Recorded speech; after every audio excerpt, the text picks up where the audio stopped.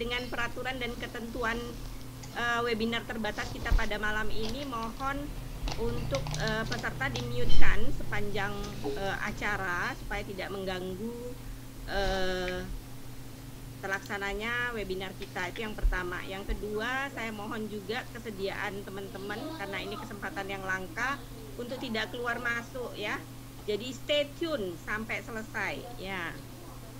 Terus yang ketiga berikutnya adalah nanti akan ada absensi ya, ini juga untuk kita sama-sama merekod pertemuan hari ini. Kiranya mungkin nanti ada tindak lanjut dan sebagainya akan lebih efektif. Baik, kita mulai saja.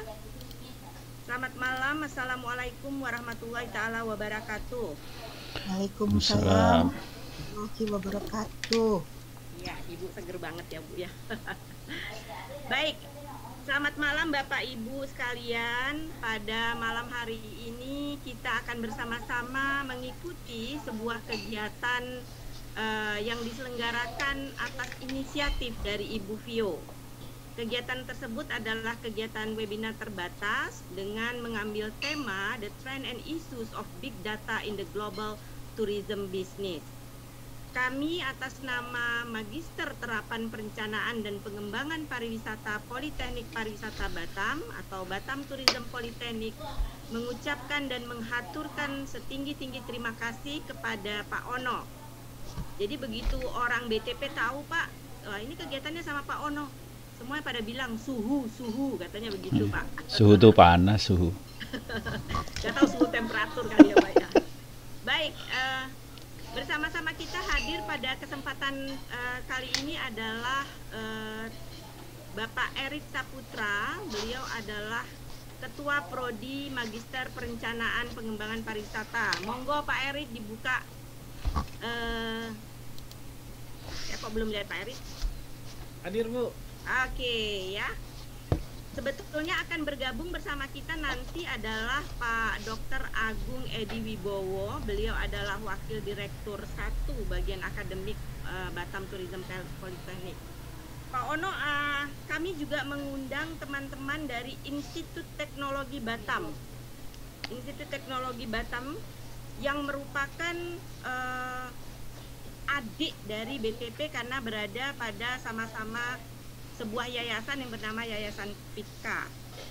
Telah hadir bersama kita Pak Dekan, baik dari Prodi Sistem, lupa saya ya, sebentar saya.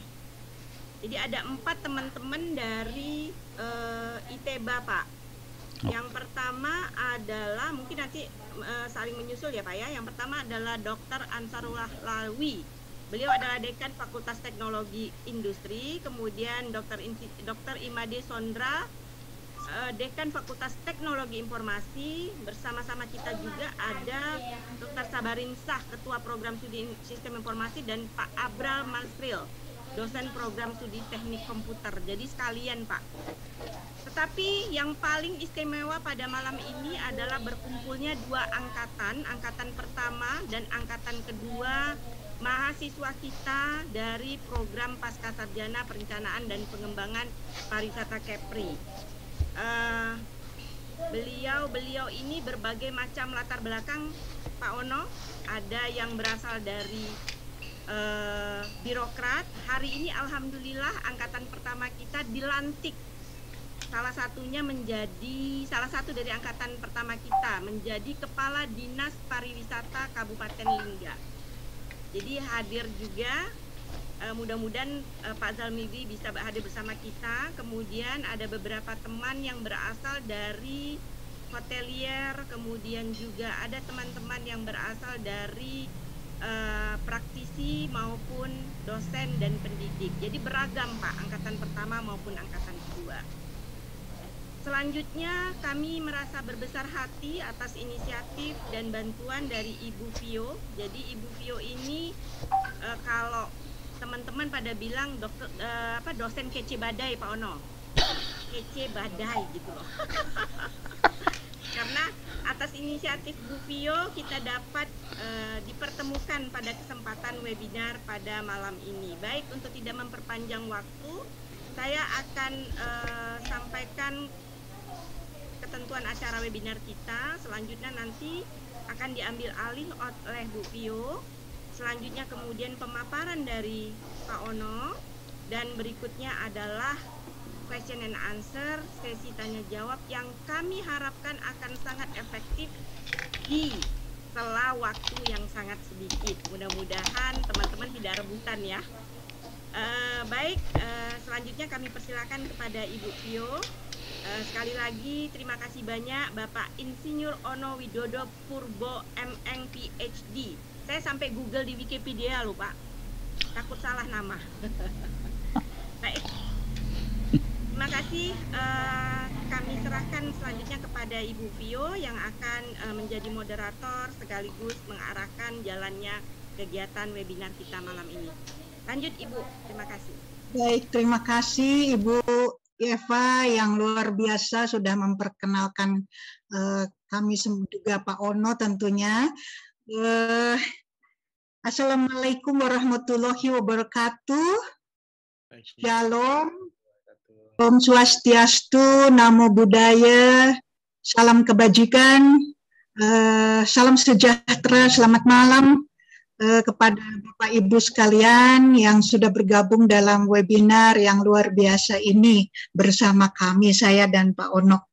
Saya ingin menyapa, mungkin sebelum hadir ya Pak Agung Edi Wibowo, kemudian Pak Erit Saputra, saya melihat. Recording in progress. Selamat malam Pak Erit. Kemudian Pak Bakti Vilo Sianipar, Kabid Kerjasama, selamat malam Pak. Pak Ansarullah, kemudian ada Pak Made Sondra, kemudian ada Pak Sabarinsah, Kapro di Sistem Informasi ya Pak ya. Kemudian juga selamat malam kepada Ketua dan Pengurus Himpunan Mahasiswa Pasca Sarjana dan Bapak Ibu semua, khususnya kepada Mas Ono atau Kang Ono, teman sejak kecil, teman masa kecil sampai sekarang. Selamat malam Kang, hatur nuhun pisan. Terima kasih sudah bersedia untuk sharing dengan terutama pada mahasiswa pasca sarjana angkatan kedua dan ke-1 di Batam Tourism Polytechnic. Hatur nuhun Kang Ono. Baik, Bapak Ibu sekalian, saya akan masuk selama 10 menit untuk menghantarkan topik ini kepada Bapak Ibu sekalian. Di sini ada angkatan 1 dan angkatan 2 dan juga ada para dosen dan juga para pejabat. Saya menghantarkan dulu mungkin lebih banyak dari aspek pariwisatanya. Why Big Data dalam pariwisata, hanya 10 menit. Recording in progress. Recording stopped. Recording in progress. Setelah itu tentunya akan langsung saya persilahkan Kang Ono untuk sharing dengan kita semua. Demikian. Izinkan saya pertama-tama untuk memperkenalkan dulu Kang Ono atau Pak Ono yang mungkin hampir semuanya sudah sangat mengenal beliau lewat berita-berita di media massa ataupun googling ya di mana saja, tetapi tetap tugas saya sebagai di sini 2-in-1 ya Bu Eva ya, sebagai moderator juga, sebagai narasumber juga. Saya izin kepada host untuk bisa share screen.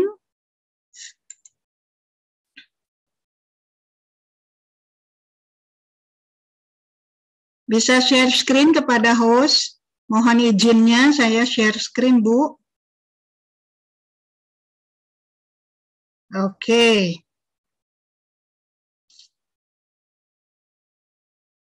Ya, Pak Ono, semuanya mungkin kita sudah tahu betul beliau itu siapa, terutama tadi disampaikan Bu Eva, ada adik BTP ya, ITEBA ya.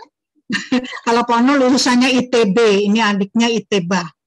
Pak Ono itu adalah pakar di bidang teknologi informasi, beliau juga penulis, tulisannya itu beredar di mana-mana, jadi saya tidak perlu membacakan berapa puluh buku, berapa puluh jurnal, dan artikel-artikel yang ditulis oleh beliau. Silahkan Bapak Ibu nanti googling saja. Kemudian ya Pak Ono itu teman masa kecil kami SD bersama-sama, SMP sampai SMA. Cuman kalau beliau itu kan pakar-pakar teknologi itu ke IPA. Kalau saya tuh senangnya yang indah-indah, bunga, kebudayaan, pemandangan alam. Jadi saya masuknya ke IPS, sehingga saya ke pariwisata, Pak Ono ke teknologi gitu ya. Setelah dari SMA kami bersama, Pak Ono itu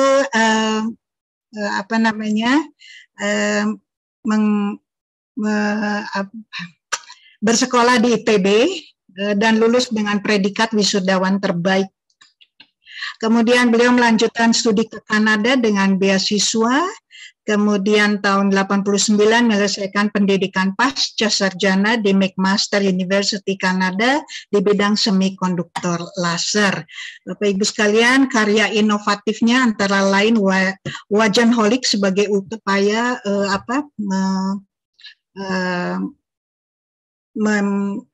mengadakan koneksi internet murah tanpa kabel. Perlu diketahui saya dengan Pak Ono juga banyak bekerja sama ya Pak Ono ya, ketika menyusun juga rancangan undang-undang ekonomi kreatif, ketika kami ingin sekali di pelosok-pelosok, di sentra-sentra ekonomi kreatif di seluruh pelosok di Indonesia itu kami ingin bikin menara begitu ya. Tetapi saat ketika sudah bicara cukup intens, ternyata kami kalah dengan isi pasal RUU itu yang lebih banyak yang lebih banyak bermuatan politik begitu, sehingga ide untuk membuat BPS di pelosok-pelosok di sentra ekonomi kreatif untuk mempermudah teman-teman pengrajin yang tidak punya akses pada internet itu ternyata pupus di tengah jalan. Itu hanya intermezzo sedikit. Nah, yang luar biasa pada bulan November 2020, baru 3 bulan yang lalu, November 2020, setahun lebih ya, Pak Ono menerima penghargaan International Postal Award dari International Society. Ini adalah suatu penghargaan global yang diberikan kepada Pak Ono. Kita beri aplaus kepada orang Indonesia yang menerima award ini, luar biasa sekali Kang Ono. Nanti mungkin Kang Ono bisa cerita sedikit tentang award ini ya Kang ya. Baik. Selanjutnya saya akan masuk saja ke dalam ke dalam materi. Tidak lama Bapak Ibu jangan khawatir, sebetulnya ini panggungnya adalah panggung Pak Ono. Jadi saya hanya menghantar dari aspek pariwisata menuju ke big data seperti itu ya.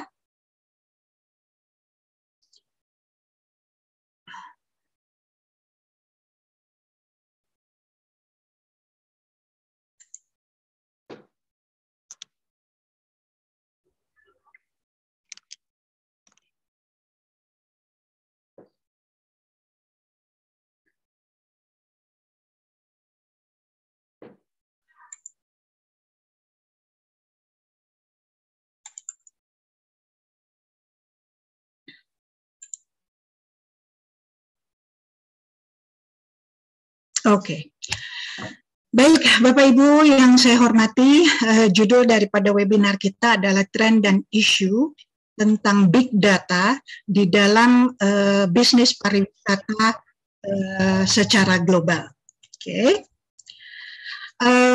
Tidak perlu kita berpanjang lebar lagi, kita semua tahu bahwa saat ini kita semuanya masuk dalam era informasi, di mana informasi saat ini bernilai cukup mahal, bernilai ekonomi yang cukup tinggi. Terutama untuk informasi-informasi yang penting dan akurat, ya, itu memiliki nilai ekonomi yang tinggi. Informasi banyak, tetapi informasi yang penting dan akurat itulah yang bernilai sangat tinggi.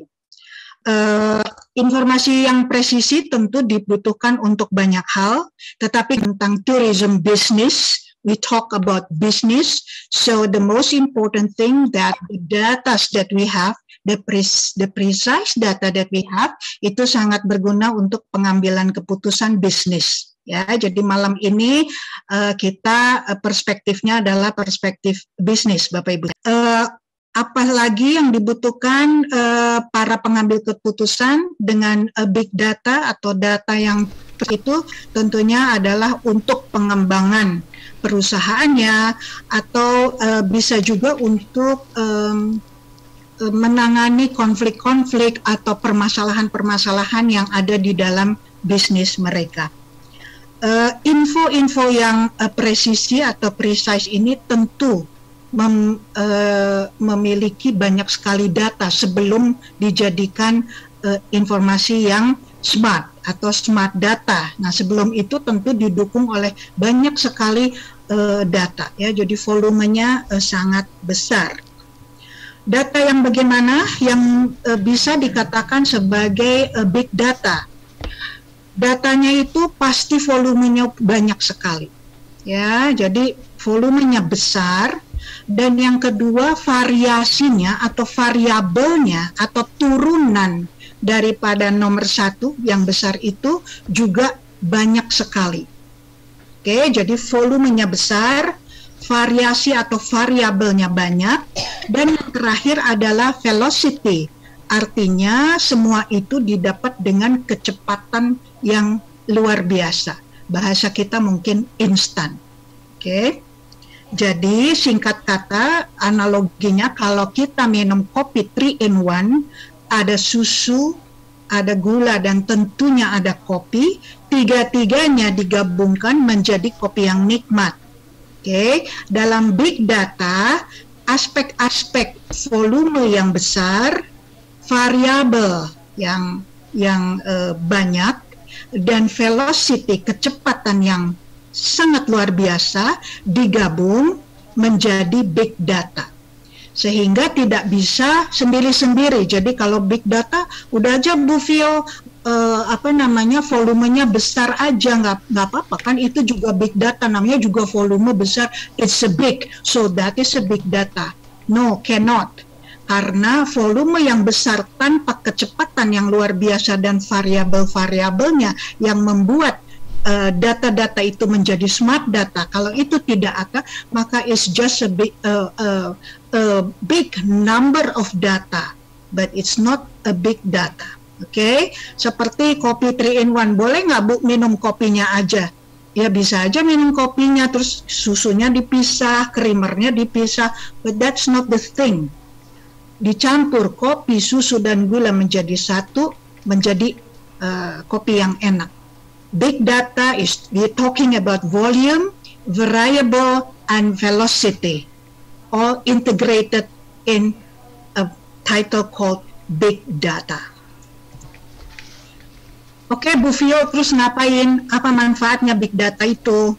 Oke, big data itu sangat bermanfaat untuk efisiensi dan efektivitas banyak hal. Dari mulai hal yang sangat sehari-hari bagi kita orang, sampai yang sifatnya bulanan, sampai keputusan yang sifatnya yearly, ya, seperti yearly marketing plan atau 3-month marketing plan, production plan, dan lain-lain.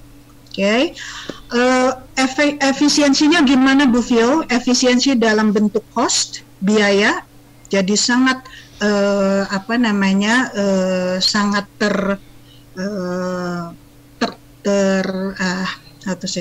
menjadi sangat kompak begitu. Kemudian target market menjadi sangat sharp berdasarkan big data yang kita dapat. Kemudian segmenting juga menjadi lebih tajam, lebih terarah, terutama kepada fulfilling segments expectation. Jadi apa yang diharapkan oleh pangsa pasar, baik itu kecil maupun besar. Tetapi dalam pariwisata, Bapak Ibu perlu ketahui, ke depannya trennya adalah pangsa pasar baru, ya, yang sebelumnya tidak terpikirkan, sekarang ternyata gara-gara COVID dan pandemik, entah apalagi yang kedepannya itu, secara stimulan terbentuklah segmen-segmen pasar kecil yang sebelumnya tidak ada atau tidak terdeteksi. Nah, dengan adanya big data ini, maka segmen-segmen itu ternyata terdeteksi, dan andilalah segmen yang kecil-kecil itu ternyata mereka lah yang menghasilkan revenue di dalam pariwisata era COVID seperti ini, ya.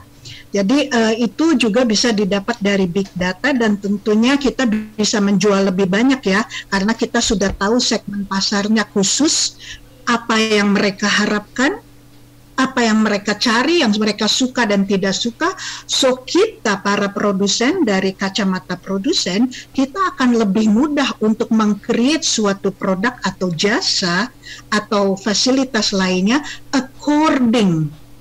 sesuai dengan keinginan pangsa pasar yang sangat yang baru, yang sangat segmented, yang sangat tajam itu. Nah, itu bisa kita ketahui, bisa kita lakukan dengan didukung adanya big data gitu ya. Nah, teknologi pendukungnya apa aja ya? Itu nanti Pak Ono itu yang akan berbicara pendukungnya, teknologi pendukung untuk mendapatkan big data ini, nanti Pak Ono punya gilirannya. Big data atau smart data Bapak Ibu kini menjadi sesuatu yang sangat krusial di hampir semua industri, kalau boleh saya katakan bahkan di semua industri besar dan kecil. Dalam skala global, termasuk tentunya pariwisata, because we are now talking about tourism. Makin efisien digunakan untuk kebutuhan bisnis wisatawan maupun pebisnisnya dan stakeholder yang lain ya.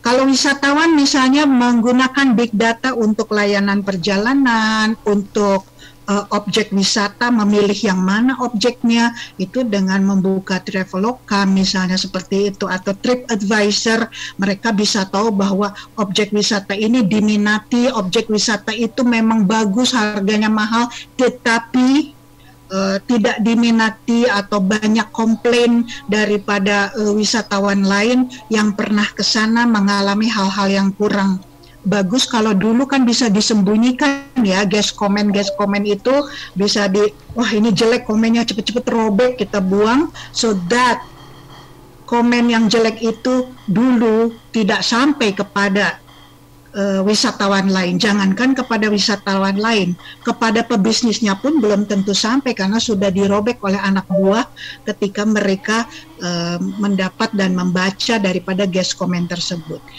Sekarang dengan adanya big data ini semuanya straight, everybody bisa mendapatkan data yang mereka inginkan. So thanks to big data, bahwa pebisnis mereka tidak lagi terkecoh dengan laporan-laporan asal bapak senang, asal ibu senang yang dibuat oleh penengahnya seperti itu. Dan tentunya 5A, amenitas, aksesibilitas, dan lain-lainnya.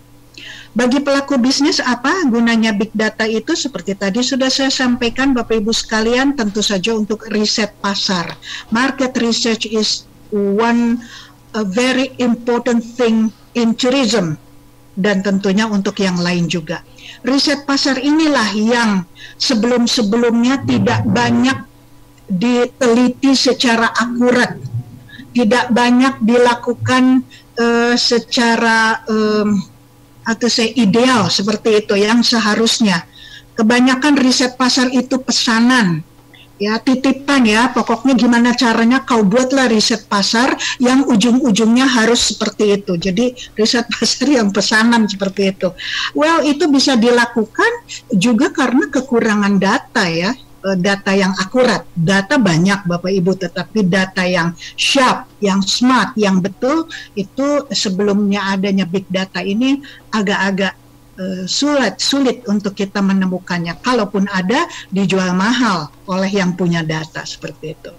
So, dan setelah mereka mengetahui riset pasar, tentunya para pebisnis bisa melakukan dan memasarkan dan menjual produknya dengan profit yang tentu lebih besar. Tahun lalu, tahun 2021, Kementerian Parekraf mengumumkan bahwa strategi pemasaran pariwisata Kementerian Pariwisata se-Indonesia itu akan menggunakan big data. Ya, Untuk apa Bu Vio diapakan itu big datanya? Pertama-tama untuk memetakan perjalanan para wisatawan, dari mana ke mana, datang pakai apa, berapa uang yang mereka spend. Ya, jadi kita betul-betul ada segmen, contohnya segmen Chinese market, tapi Chinese market pun akan bisa dibagi menjadi beberapa kategori ya. Saya tidak dalam hari ini saya tidak terlalu banyak mau bicara tentang detail karena ini adalah dosen marketing mungkin nanti yang akan lebih menjelaskan kepada teman-teman mahasiswa. Potensi dan menguatkan aspek-aspek pariwisata dan terutama ekonomi kreatif ya. Jadi saya juga ingin mengangkat dalam sesi saya ini bahwa big data itu justru sangat dibutuhkan pariwisata plus ekonomi kreatif, because now pariwisata dan ekonomi kreatif menjadi ada di dalam satu perut seperti itu ya. Jadi kita tentu memikirkan pariwisata, tetapi juga on the other hand we will have to think about the creative economy. Kemudian ketika kita juga bisa memakai big data untuk public relation aspect, untuk mengangkat integritas suatu objek wisata gitu ya, melalui media sosial dan lain-lain. Bapak Ibu, big data sudah digunakan sebetulnya oleh banyak negara lain itu bahkan sebelum tahun 2010. Jadi sudah lama sekali. Kenapa kok baru tahun 2021 ya Bu Vio ya? Kementerian Pariwisata tuh memakai big data sebagai strategi marketing, sedangkan negara lain sudah di 2008, 2009.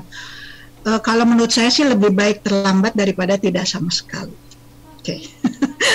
Oke. Apalagi Bapak Ibu sekalian, Indonesia ini kan negara kepulauan tersebar di mana-mana, dan justru tempat yang indah-indah, yang keren-keren itu justru adanya kan bukan di kota-kota besar, walaupun tentu itu juga punya segmen sendiri ya, wisatawan yang ingin melihat kota besar. Tapi basically wisatawan itu ingin melihat sesuatu yang berbeda daripada tempat dia tinggal, sehingga banyak objek-objek wisata yang di kepulauan-kepulauan yang justru menarik minat mereka. So how kita mendapatkan data itu yang tersebar luar biasa dengan jarak antar pulau yang juga tidak kecil begitu ya. Nah, itulah dia yang menjadi tantangan teman-teman mahasiswa angkatan 1, angkatan 2 dan dosen-dosennya. Mari kita berpikir bagaimana caranya kita mesti mengumpulkan big data. Volume yang besar, tentunya smart, kemudian variable yang banyak, dan velocity. How are we going to do that? Ibu Vio belum punya jawabannya, menunggu Pak Ono juga gimana nih Pak Ono caranya ya. Saya mengangkat beberapa kasus nih Pak Ono, dan teman-teman mungkin juga sudah tahu atau belum. Contoh dari ketiadaan big data. Pola penghitungan wisatawan ke Bandung, ke tempat domisili saya, contohnya Wisman atau Wismut, itu sangat-sangat tidak akurat. Ada datanya, tapi tidak akurat. Kenapa tidak akurat? Beberapa tahun yang lalu, data sampai kepada gubernur kami, Gubernur Jawa Barat, yang mengatakan bahwa di Bandung itu ternyata kekurangan hotel. Karena wisatawan itu segitu banyaknya, terutama wisatawan mancanegara banyak tenan, sehingga hotel itu kurang. Saya pada saat beberapa tahun yang lalu itu bekerja di hotel Bapak Ibu, bekerja di Pulau itu. Saya berpikir, hotel saya aja yang bagus, yang keren, itu occupancy atau tingkat hunian itu cuma 50%, 60%. Bagaimana mungkin ada data yang mengatakan hotel-hotel di Bandung yang eksis itu semuanya overbooking sehingga membutuhkan sekian ribu hotel tambahan. Itu diterima oleh gubernur dan akhirnya memang banyak investor diizinkan untuk membuka hotel banyak-banyak di kota Bandung. Lalu apa yang terjadi? Yaitu kosong hotelnya, bingung orang-orang, terutama investornya lebih bingung lagi. Lah, katanya menurut bisnis plan, katanya menurut marketing plan, membutuhkan kamar. Sekarang kamarnya kok jadi kosong? What happened? gitu ya. Belum juga ada data yang bisa menghitung secara smart atau big data mengenai wisatawan yang datang dari kalau dari airport oke lah, wisatawan mancanegara oke, we know ya, kelihatan lah mereka kan dengan visa bisa dihitung. Tetapi wisatawan Nusantara bagaimana? Ya, di stasiun apa pernah menerima saya segitu saya tinggal di Bandung kemana-mana pakai kereta kadang-kadang belum pernah saya mendapatkan suatu kuesioner yang mengatakan what are you doing, siapakah Anda, ngapain ke Bandung, belum pernah. So how do they know that sekian banyak wisatawan Nusantara itu berkunjung bertubi-tubi ke kota Bandung dengan kereta api?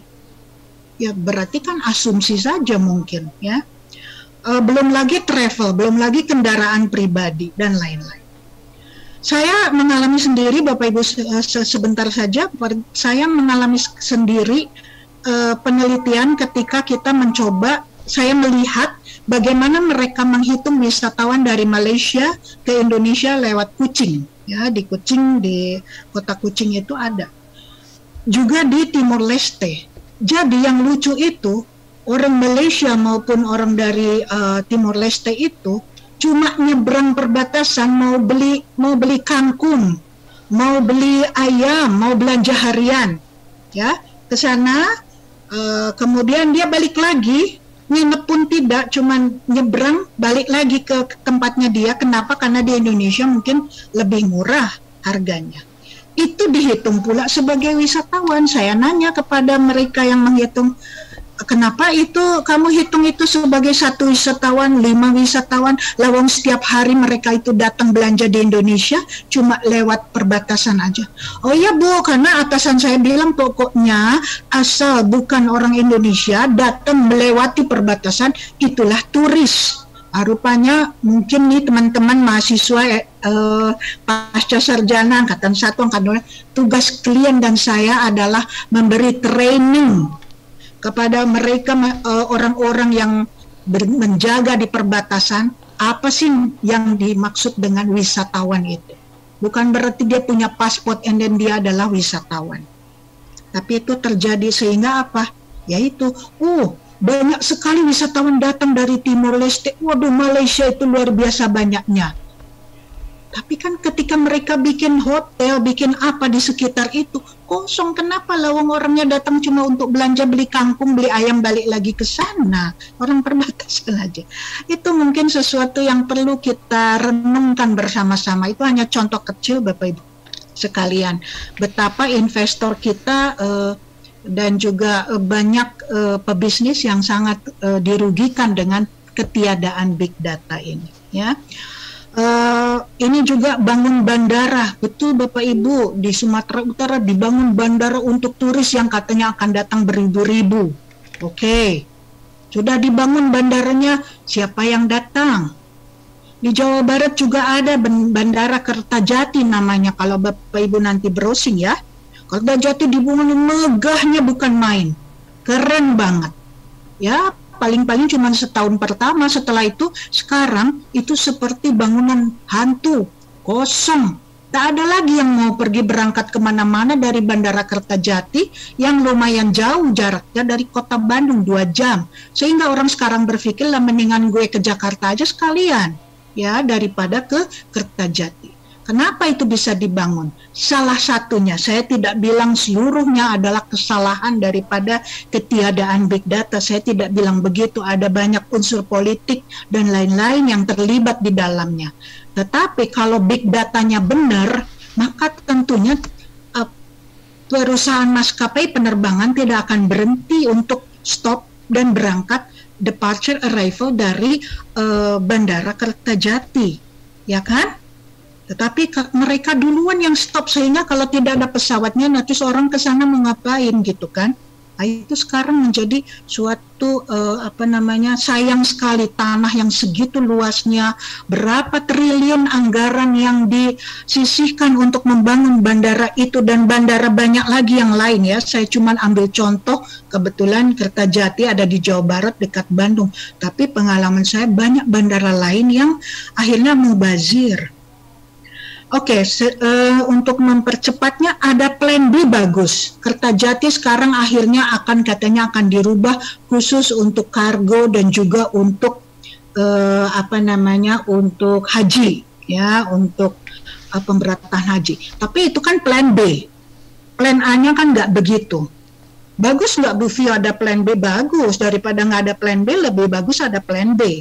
Tetapi itu kan sesuatu plan yang sifatnya emergency, sifatnya kan darurat, dan sifatnya itu kan short term, bukan long term kan, kalau yang namanya plan B, plan emergency itu. So kalau hampir-hampir semua proyek dipakein plan B, lah terus apa ndak rugi bandar kita itu kan? Nah, itu yang saya maksud dengan betapa pentingnya big data at first, di awal, sebelum memulai sesuatu proyek raksasa apalagi. Please, big data. Tetapi ya rupanya itu tadi saya katakan lebih baik kita terlambat daripada tidak sama sekali. Ini terakhir, era tourism 4.0, 4.0, bahkan sekarang kita sudah masuk ke era tourism 5.0. Tetapi okelah kita mundur sedikit, era tourism 4.0 itu adalah era tourism di mana ada kemudahan akses atas informasi melalui media digital. Oke. Smart datanya oke, done. Velocity-nya, kecepatannya done. Good. Tapi apakah organisasi menggunakannya atau tidak? Nah, karakter-karakter bahwa sembunyikan data yang tidak bagus. Ayo kita bikin data aspal aja. Yang penting proyeknya jadi. Bahwa itu nanti mau mangkrak kek, mau enggak kek, itu urusan nanti. Pokoknya yang sekarang 5 tahun saya lagi berjaya nih, cepat-cepatlah dibuat. Nah, kalau seperti itu sifatnya, attitude-nya, ya sampai kapanpun mungkin juga big data ini ada, tapi kalau tidak dipakai secara maksimal untuk hal-hal yang benar, ya nggak tahu deh apa jadinya gitu ya Bapak Ibu sekalian ya.